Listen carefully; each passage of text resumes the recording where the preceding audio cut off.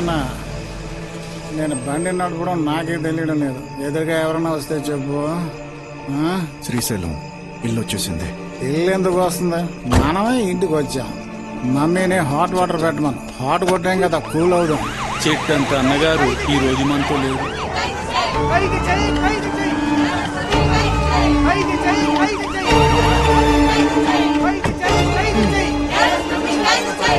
Madam, ఈ బార్లో పనిచేసేవాడా madam? ముందుగా బాడీని చూసింది.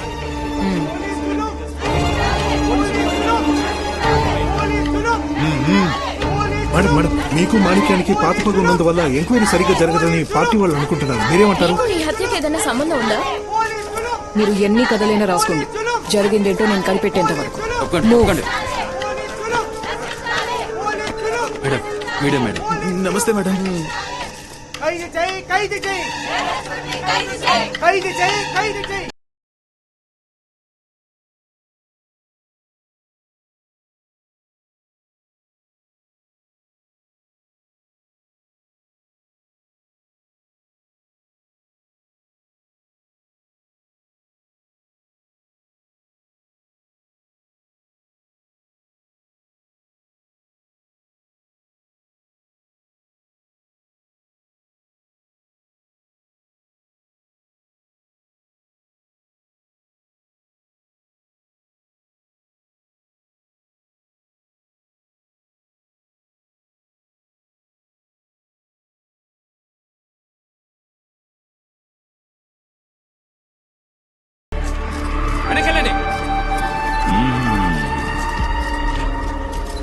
మా కులపోడిని జైల్లో పెట్టి చంపేస్తే నిన్ను మా ఊళ్ళోనే డ్యూటీ చేయిస్తామా? రే ఆడపిల్ల మీదేట్రా డ్రెస్ వేసుకుందన్న ధైర్యం.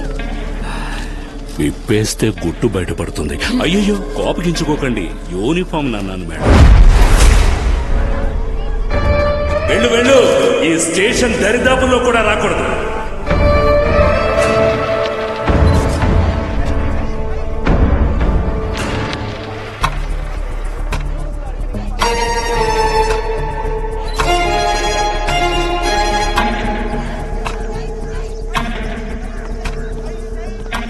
నిన్న నువ్వు చూసినప్పుడు ఆయన ఏం చేస్తున్నారు? నేను మండపానికి మందు తీసుకెళ్తున్నప్పుడు చెప్పరాని ఆట పాట చూస్తున్నారు. తిరిగి వచ్చేసరికి అన్నెవరో వేస్తారు madam.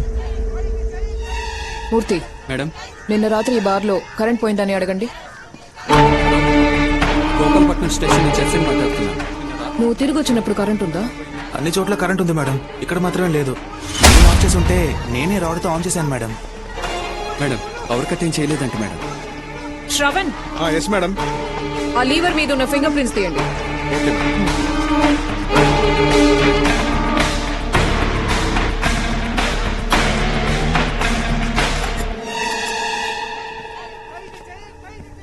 Sir sir,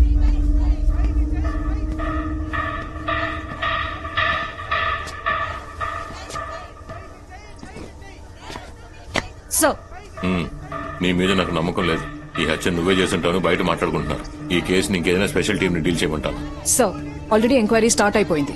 EB lever ని ఆఫ్ చేసే మర్డర్ చేసుంటారు. పోతే నేను హత్య చేయలేదు సార్. ఎవరిని మాణిక్యానా? ముందు హంతకుడిని కనిపెట్టే పని చూడమ్మా.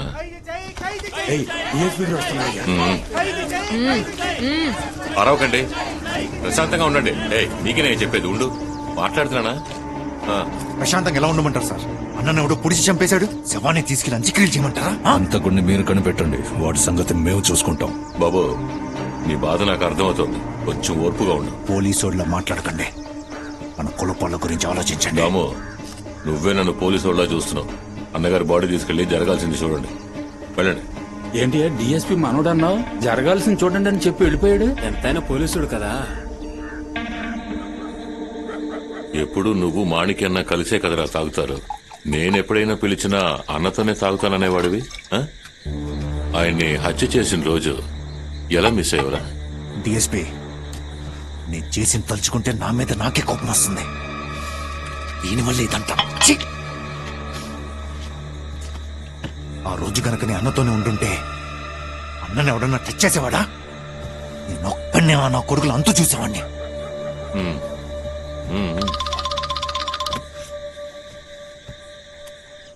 అన్నా, ఎస్ఎస్ ని మాట్లాడుతున్నా. బాగున్నారా? అన్నగారిని చంపిన తల నరికే వరకు నేను ఎలా బాగుంటాను శ్రీశైలం? ఏయ్, షో చెప్పడం మర్చిపోయానన్నా. అన్నా, అన్నను పొడిచిన కత్తి బార్లో దొరికిందన్నా. వాడి వేలు ముద్దలు కూడా దొరికాయన్నా. ఏదో ఒక రోజు వాడు మనకి దొరికి తీరుతాడు అన్నా. మీ పై అధికారులకు చెప్పి నాకు 2 స్టార్లు తగిలించన్నా. శ్రీశైలం, ఈ కేసు గురించి నీకేం తెలిసినా నాకు ముందుగానే చెప్పు, సరేనా? అన్నా, ఇది నువ్వు నాకు చెప్పాలా? నేను చూసుకుంటానులే అన్నా. మెచ్చర్ తీసుకుంటా. ఏడ్ని లేపేసి దండేసేద్దాం అంటావా? అన్నా అన్నా అన్నా, చిన్న హెల్ప్ అన్నా. చెప్పు. నా ఫ్రెండ్ ఒక సైట్ ఉంది వంతెన దగ్గర, దాన్ని కొంచెం అంపెట్టన్నా. అక్కడ మంచి రేటే పలుకుతుంది కదా. అక్కడ పలికినా మీరు పలకనివ్వరు కదా. అంటే శ్రీశైలం అదే అదే అమ్మి పెట్టండి అన్న, ప్లీజ్ అన్న. అన్న మ్యాటర్ కొంచెం సెటిల్ అవుని సెటిల్ అయిపోవనా? వచ్చే నెల పార్టీ తీసుకురా. వచ్చే నెల నా పుట్టినరోజు దగ్గరలోనే ఉంది. ఓకే అన్న. ఏంటబ్బా అన్నా అన్నా, నా ఫ్రెండ్ ఫారెన్ నుంచి వచ్చాడు. ఇంకో వారం రోజుల్లో తన వీసా పూర్తయిపోతుందంట. వీసా అయిపోతుందంట. నా కోసం చేసి పెట్టానా. సరే, మన ఫామ్ హౌస్ కి ఉదయం 8 o'clock వచ్చాయి. అన్నా, సరోజ రెగ్యులర్ గా వస్తుంది ఆ ఫామ్ హౌసేగా. అమ్మి పెట్టన్నా వంట. ఏం మనీ అన్నా డబ్బులు కరెక్ట్ గా ఉన్నాయా? సైట్ కొనడానికి అంతా కరెక్ట్ గా ఉందన్నా. నీకు కరెక్ట్ గానే ఉంటుందిరా. ఇప్పుడే పోలీసుడు కాల్ చేసి చెప్పాడు, బార్లో ఒక కత్తి దొరికిందంట, దాని మీద వేలి ముద్రలు ఉన్నాయంట. అన్నా నువ్వేం కంగారు పడకన్నా, నా దగ్గర అన్నిటికీ ఒక ప్లాన్ ఉంది. ఏంట్రా నీ అబ్బా తొక్కలో ప్లాను? 25 సంవత్సరాలు పట్టిందిరా నేను ఈ ప్లాన్ పూర్తి చేయడానికి. నాతో కూర్చొని తాగుతున్నాడే డిఎస్పీ, వాడు మావాడే. వాడికి తెలిసిన ప్రాబ్లం అవుతుంది. నువ్వు పని చెయ్యి, ఈ డబ్బు నీ పెళ్ళానికిచ్చి నువ్వు కోర్టులో సరెండర్ అయిపో. తెల్లవారేసరికల్లా హెడ్లైన్స్ లో పెద్ద అక్షరాల్లో మాణిక్యం హత్య కేసులో మనీ సరెండర్ అని రావాలి. రేయ్, సరెండర్ అవ్వకుండా ఇంకేమన్నా వేషాలు వేసావో, మాణిక్యాన్ని హత్య చేసిన మనీ హత్య చేయబడ్డాడు అని నువ్వు హెడ్లైన్స్ అవుతావు. అర్థమైందా?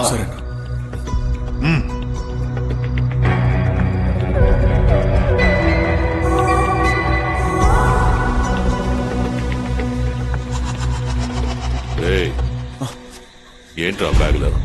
ఏం డిఎస్పీ, వాడేమన్నా నోటు కట్టలు తీసుకెళ్తాడా? అన్న కోసం వేయించిన అసలు వాళ్ళ పోస్టర్లే. ఓ, ఏంటన్నా, సైడ్ పని అయిపోయింది. సంతోషమేగా? సంతోషమే. ఏదో కత్తి వేలి ముద్రలని మాట్లాడుకున్నారు. ఏం లేదన్నా, ఆ రోజు వైన్ షాప్కి వెళ్ళినప్పుడు ఒక మర్డర్ జరిగింది కదా.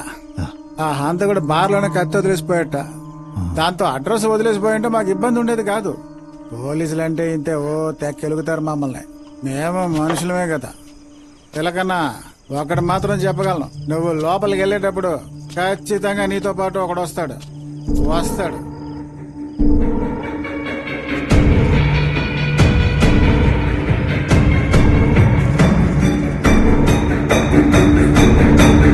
మీ డిఎస్పీ నాకు ఫోన్ చేసి విడిగా రిపోర్ట్ అడుగుతున్నారే, అసలు మీ ఇద్దరి మధ్య గొడవ ఏంటి?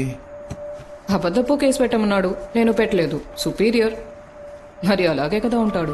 సరేమ్మా, మనం మాణిక్యం కేసుకొద్దాం.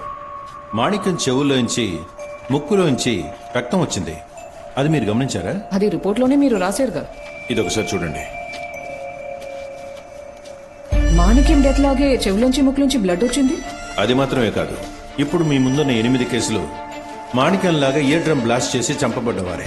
డాక్టర్ ఏమంటున్నారు? 95లో బెజవాడ జీహెచ్లో నేను పనిచేస్తున్నప్పుడు ఫస్ట్ టైం ఈ విధంగా మర్డర్ అయిన బాడీని నేనే పోస్ట్మార్టం చేశాను. ఆ తర్వాత ఏలూరు పక్కన ఇదే కోవలో ఓ హత్య జరిగినట్టు పోస్ట్మార్టం చేసిన డాక్టర్ చెప్పారు. 6 నెలల తర్వాత అదే ప్యాటర్న్ లో ఇంకో హత్య. ఇలాగే 99 లోపు 8 హత్యలు జరిగాయి. జరిగిన అన్ని హత్యల్లోనూ